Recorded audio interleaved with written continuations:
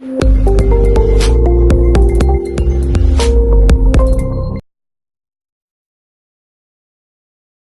Everyone, greetings from doctor Rashmi homeopathy. आज हम बात करने वाले हैं एक बहुत इंपॉर्टेंट टॉपिक वर्चुअल ऑटिज्म के बारे में।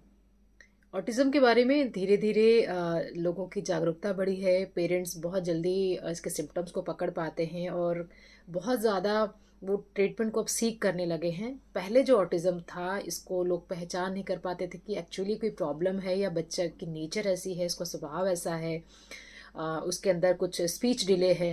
लेकिन धीरे धीरे जब कुछ लक्षणों के बारे में अब जब जान लेते हैं कि हाँ बच्चा ऐसे लक्षण दिखा रहा है, तो वो ऑटिज्म को पहचान लेते हैं और डॉक्टर के पास उसका ट्रीटमेंट के लिए जाते हैं। अब धीरे धीरे ऑटिज्म की जगह पे वर्चुअल ऑटिज्म ज़्यादा देखने को मिल रहा है। कोविड के बाद वर्चुअल ऑटिज्म के केसेस बहुत तेज़ी से बढ़े हैं। और वर्चुअल ऑटिज्म क्या होता है, ये क्लासिकल ऑटिज्म से कैसे डिफरेंट है, क्या सिम्टम्स होते हैं इसके, और क्या इसका ट्रीटमेंट भी क्लासिकल ऑटिज्म के जैसा ही होता है, सब कुछ हम जानेंगे इस वीडियो में। सबसे पहले वर्चुअली जो ऑटिज्म होता है यानी वर्चुअल ऑटिज्म जिसको बोलते हैं, इसका कारण क्या होता है। तो जैसा कि नाम ही बता रहा है कि अगर बच्चा वर्चुअल दुनिया में ज़्यादा रहता है, स्क्रीन टाइम उसका बहुत ज़्यादा है, स्क्रीन टाइम मतलब मोबाइल बहुत ज़्यादा यूज़ कर रहा है, या लैपटॉप पे गेम्स खेल रहा है, या कहीं पे भी वो इसका इन्वॉल्वमेंट स्क्रीन के साथ बहुत ज़्यादा है, इवन टीवी ही देख रहा है, तो ये एक वर्चुअल ऑटिज्म का एक बहुत बड़ा कारण होता है। क्योंकि धीरे धीरे जो फैमिलीज़ हैं वो न्यूक्लियर होती गई। पेरेंट्स ज़्यादातर जो बोथ पेरेंट्स हैं वो वर्किंग हैं, बच्चा घर पे अकेले है, तो वो भी इतना टाइम बच्चे को नहीं दे पा रहे हैं, जिसके कारण बच्चा मोबाइल ही लेकर के बैठा रहता है।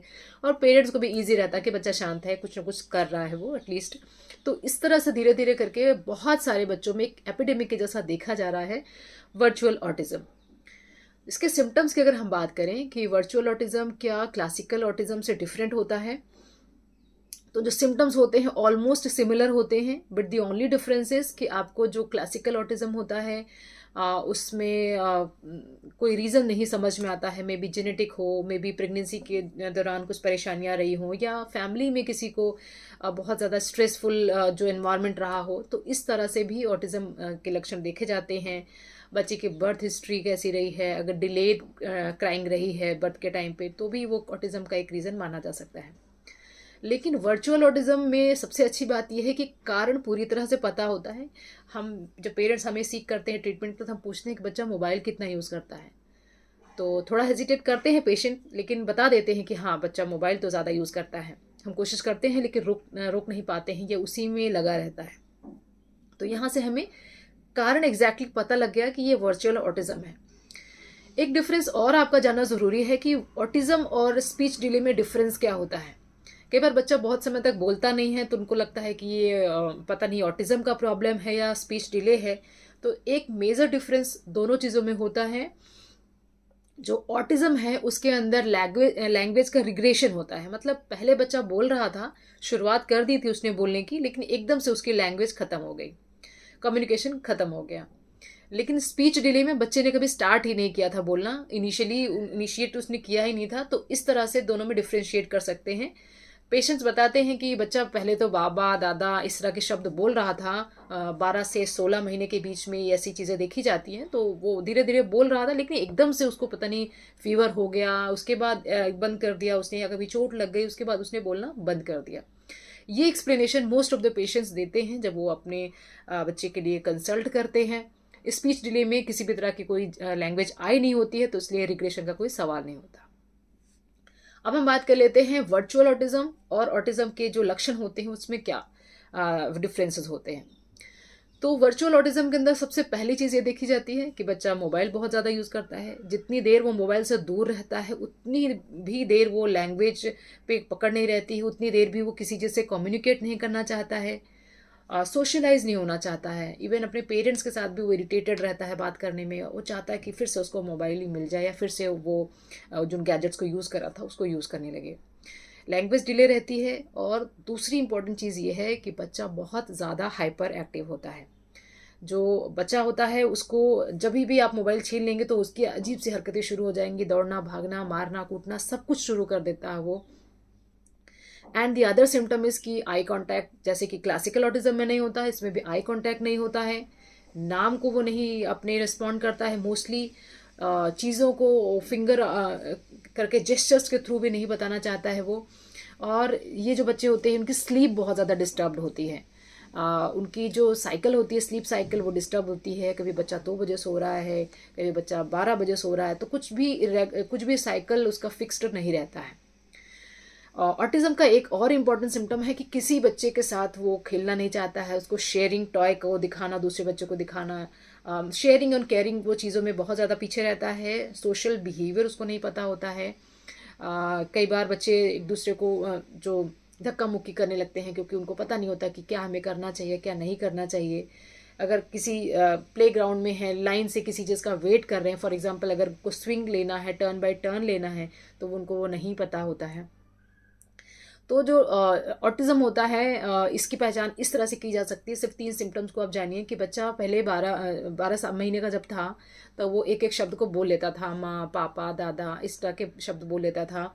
जब 18 महीने का हुआ तो दो दो शब्द को एक साथ बोलने लगा, पानी पीना है, इस करके। और जो 24 महीने का हो या 2 साल का हो जाता तो एक सेंटेंस वो बोल सकता है। तो ये चीज़ें इसमें होती हैं। 12 महीने में कई बार बच्चे वैबलिंग भी करते हैं, सिंगल सिंगल वर्ड बोल सकते हैं। और फिर 18 महीने में और 2 साल तक में वो 2 शब्द बोल सकते हैं। तो इस तरह से अगर बच्चे के अंदर इतना ज़्यादा लैंग्वेज डेवलपमेंट अभी तक नहीं हुआ है, तो ये समझ सकते हैं कि कुछ ना कुछ लैंग्वेज डिले है, डेवलपमेंट का डिले है, लैंग्वेज में स्पीच का डिले है। और ये बच्चा सोशलाइज नहीं होता है, बाहर जाने पे बहुत हाइपर एक्टिव हो जाता है। उसको बाहर लेके जाना, मॉल में लेके जाना, शॉपिंग जाना, किसी फैमिली फ्रेंड के यहाँ जाना भी बहुत मुश्किल हो जाता है क्योंकि वो टिक के नहीं बैठता है। सो अगर बच्चा मोबाइल में है तब भी वो शांत है, अदरवाइज वो टोटली हाइपर एक्टिव रहता है। इवन हिटिंग भी बहुत इंपॉर्टेंट चीज़ देखी जाती है। जो बच्चे होते हैं या तो खुद को हिट करते हैं, खुद को चोट लगाते हैं, या मदर को या फादर को, जिनके साथ भी उनको लगता है कि वो ओवर पावर कर सकते हैं, उनको बाल खींचना, उनको हिट करना, ये भी ऑटिज्म के अंदर देखा जाता है। म्यूटिनिज्म यानी बच्चा म्यूट रहते हैं मोस्ट ऑफ द टाइम। बच्चे को जितना पूछ लिया उतना ही रिस्पॉन्स किया या उससे भी कम। वो ज़्यादातर चीज़ों में वो चुप रहना चाहते हैं क्योंकि उनकी आदत हो जाती है, कम्युनिकेट करना उनको ख़त्म हो जाता है। तो virtual autism basically classical autism के जैसा ही है, बस इसमें जो कारण है एग्जैक्टली स्क्रीन टाइम है।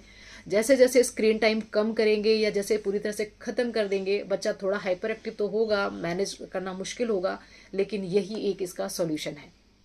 वर्चुअल ऑटिज्म ज़्यादातर 2-3 साल से नीचे बच्चों में देखा जा रहा है और ये बहुत ही ज़्यादा एक बड़ी पैंडेमिक के जैसा हो रहा है क्योंकि हर जगह के बच्चे इससे अफेक्टेड हो रहे हैं। इट्स ओनली बिकॉज कि parents are not able to give perfect time to their kids, तो इसलिए बच्चे ज़्यादातर मोबाइल का यूज़ कर रहे हैं।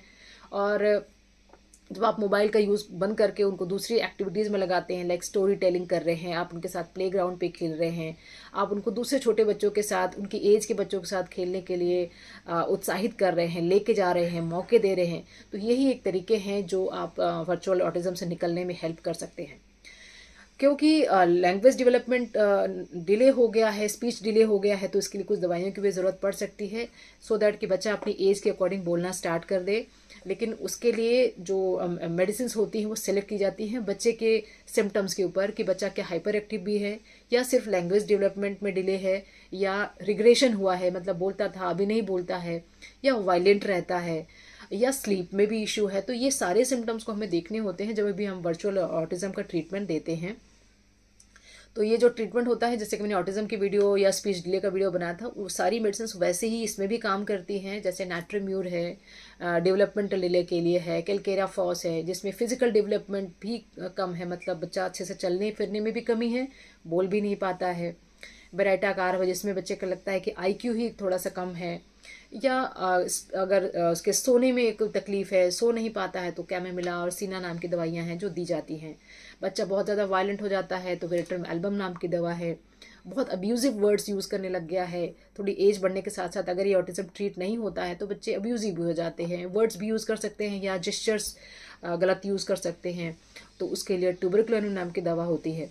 लेकिन ये दवाइयाँ जो हैं उनके बच्चे के सिम्टम्स के आधार पर चूज़ की जाएँ, राइट डोज में दी जाएँ, राइट फ्रीक्वेंसी में दी जाएँ, then only they are going to make a difference.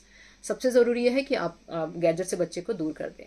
तो दूसरी जो चीज़ें ध्यान में रखने वाली ये हैं कि बच्चे का मीठा खाना बिल्कुल बंद कर देना है और ओमेगा 3 रिच चीज़ें बच्चों को देनी है, उससे उनका मेंटल डेवलपमेंट अच्छा होगा और वो स्पीच पे उनके पकड़ आएगी। एटलीस्ट वो जो चीज़ें वो रोज़मर्रा में सुन रहे हैं वो उसको ध्यान देंगे, उनका कंसंट्रेशन फोकस बढ़ेगा और इससे उनको जो स्पीच डिले है या लैंग्वेज का जो डेवलपमेंट है वो बेटर होगा। तो ये सारी चीज़ें ध्यान रखनी है।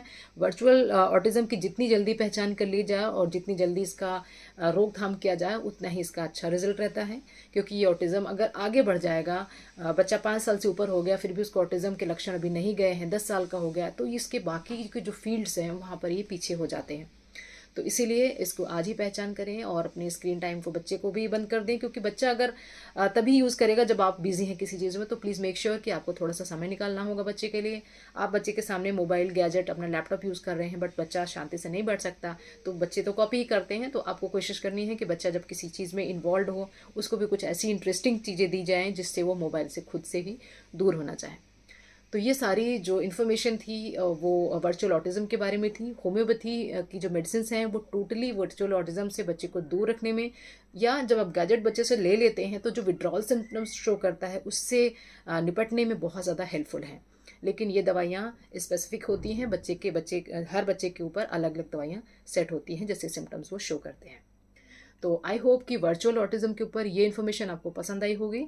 और अगर आपको कोई डाउट्स हैं, कोई भी क्वेरीज है, प्लीज़ आप कमेंट्स में लिखें। आई विल ट्राई कि मैं उसको रिप्लाई करूँ। अगर अभी तक आपने मुझे इंस्टा पे फॉलो नहीं किया तो आप मुझे फॉलो कर सकते हैं, वहाँ पर ऐसे ही शॉर्ट रील्स मैं डालती रहती हूँ, सो दैट आपको हेल्थ रिलेटेड इन्फॉर्मेशन मिलती रहें। Wishing you very good health. Thanks for watching.